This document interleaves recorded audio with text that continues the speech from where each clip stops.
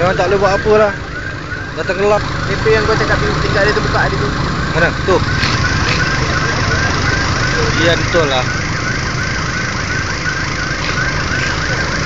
BM dah tenggelam dah semua lah. Tak masuk lagi lah, Bang. Ha? Masuk lagi. Masuk tak penuh lah Masuk tak penuh. Dia masih ada udara lagi bang dalam bang. Yang dia timbul bontot dia tu. Hmm. Ini bontot dia timbul ni tu.